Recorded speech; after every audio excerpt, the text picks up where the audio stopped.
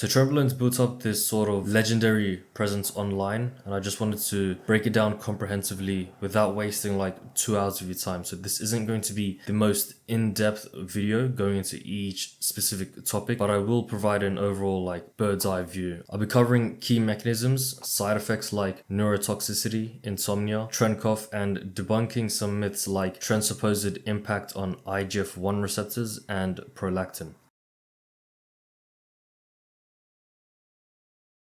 Tren's main metabolite, 17-beta-trenbolone, hits the AR with similar affinity to DHT, about 3 times as testosterone. Other metabolites are way weaker, maybe 1 to 5% as potent. This produces the classic steroid effects. It ramps up androgen gene transcription, boosting muscle protein synthesis, satellite cell fusion, bone density, and local IGF-1. Non-genomic effects include improved neural drive for strength and some shifts in aggression, and just increased excitability in the nervous system in general. Tren has unique anti-catabolic effects. Tren antagonizes and downregulates the glucocorticoid receptor. This is essentially cortisol's target. Cortisol breaks down muscle tissue through mTOR inhibition and ubiquitone proteasome activation. It actively breaks down muscle tissue for energy. In bones, it suppresses osteoblast activity, induces apoptosis of osteoblasts and osteocytes, and also downregulates IGF-1. In the liver, it spikes tyrosine aminotransferase, an enzyme responsible for breaking down muscle tissue for energy, which is gluconeogenesis. Tren blocks this glucocorticoid receptor with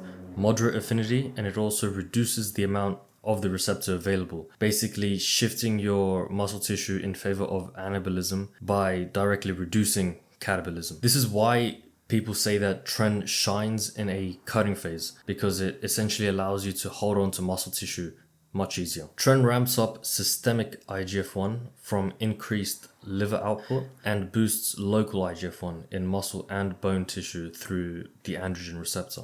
In regards to the claim that it boosts IGF-1 receptors by 3-fold, there is really no evidence for that. It acts no different to any other androgen receptor agonist. It does, however, increase IGF-1 sensitivity in satellite cells, which are essentially your muscle's stem cells. When satellite cells are first stimulated, they will proliferate first, which means increase in number. Then they will fuse with the muscle fiber and donate the myonuclei. The myonuclei houses the DNA for the cell and is the source for all genomic transcription. When the muscle cell has more myonuclei, it basically unlocks a higher ceiling for muscle growth as well as a rate of muscle growth. This effect persists long term. That's why previous anabolic steroid users that are now natural still have a competitive advantage against their lifetime natural counterparts. Tren's effect on satellite cells is unique to tren. No other anabolic androgenic steroid has that effect, and it may have implications for hyperplasia because the satellite cells are an integral part of the process. But that is very, very speculative, so it must be taken with a grain of salt. Another unique effect is that tren can stimulate orexin-producing neurons. Orexin is sometimes called hypocretin. It is a neurotransmitter released in the hypothalamus that stimulates wakefulness, drive, and adrenaline release. Zebrafish exposed to 17-beta-trenbolone show increased orexin pathway signaling, which resulted in insomnia-like sleep disturbances. Another 2021 study on adolescent mice showed trenbolone affected wakefulness and the circadian rhythm in a manner that implies disruption to the orexin pathway. There are no studies on mammals, but this pathway is evolutionarily conserved, so extrapolating to humans isn't that far-fetched. So this is the most likely mechanism through which tren causes the infamous trensomnia and tren sweats, and modafinil, which is the so-called limitless pill, acts through this same pathway, which is fine if you want a bit of extra drive and anti-fatiguing effects, but it's not fine when it's time to go to sleep. Tren actually lowers prolactin levels, which is completely contrary to the popular thought. Tren binds to the progesterone receptors, which increases dopamine and downstream, obviously, decreasing prolactin.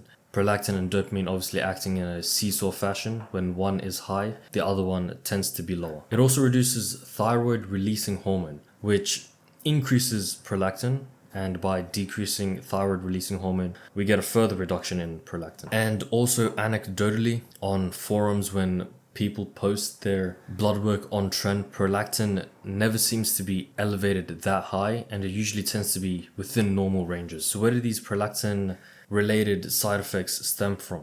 Well, first of all, prolactin doesn't actually seem to cause gyno in the first place. At least it's not known to. The side effects are due to direct progesterone receptor signaling. Progesterone can cause gyno, and it can potentially increase the estrogenic signaling in the body. So to control these side effects, it's recommended to just control your estrogen levels in general.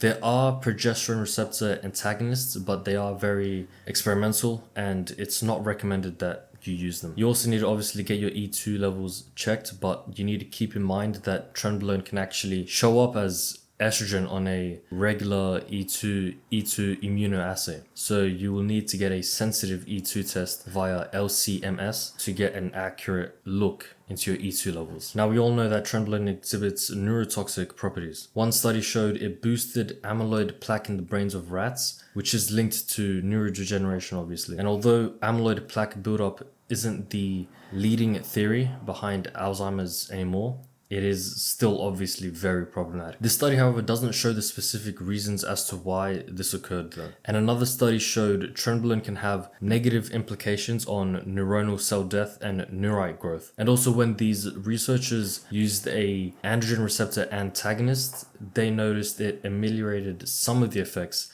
and they theorized that they may not have used enough of the androgen receptor blocker.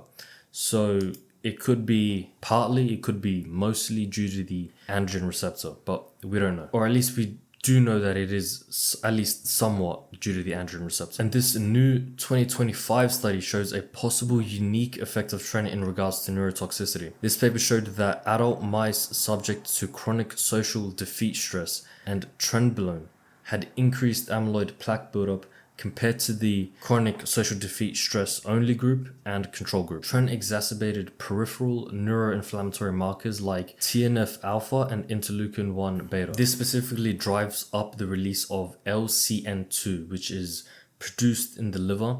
It then crosses the blood-brain barrier where it produces a lot of damage. It produces a lot of amyloid plaque beta deposition and neuroinflammation. It's important to note that this effect isn't replicated by other steroids in the literature, so this shows a possible explanation to why Trenbolone is uniquely neurotoxic. So we know LCN2 is neurodegenerative mechanistically, but it is also heavily correlated to Alzheimer's disease patients consistently have this marker elevated, and it is also correlated with neuropathological markers like amyloid plaque deposition and tau hyperphosphorylation. To offset these effects, a comprehensive approach is needed. First of all, high-dose melatonin can be used to basically offset the effects on the orexin pathway and aid in neuroprotection because of its extremely potent antioxidant effects in the brain. Doses anywhere from 50 milligrams to 200 milligrams plus even can be explored, although I recommend titrating up towards the higher doses just to prevent daytime grogginess. Doses higher than 200 milligrams are generally not needed, and it's also not recommended unless you really know what you're doing. We also want to upregulate neurotrophic factors in the brain, so compounds like cerebrolysin, Nupept, Cmax, ACD856 can be used to aid in neuronal survival. To combat the neurotoxic effects, we can use propranolol and other anxiolytic compounds that reduce the excitability of the nervous system. We need something stronger.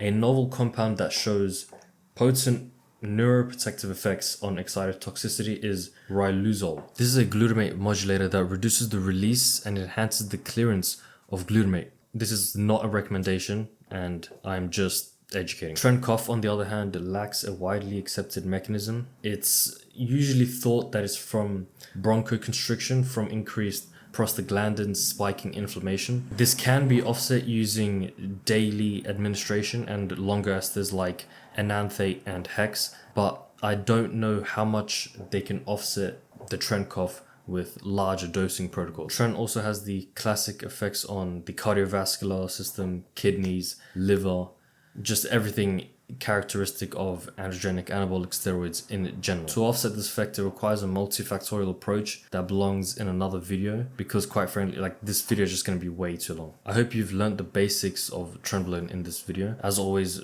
do your research when exploring these compounds. Nothing I have said in this video is a recommendation. This is just for educational purposes. I would also greatly appreciate it if you left your unique insights as a comment under this video. It not only helps the channel, but it also fosters further discussion, which helps everyone learn in the process.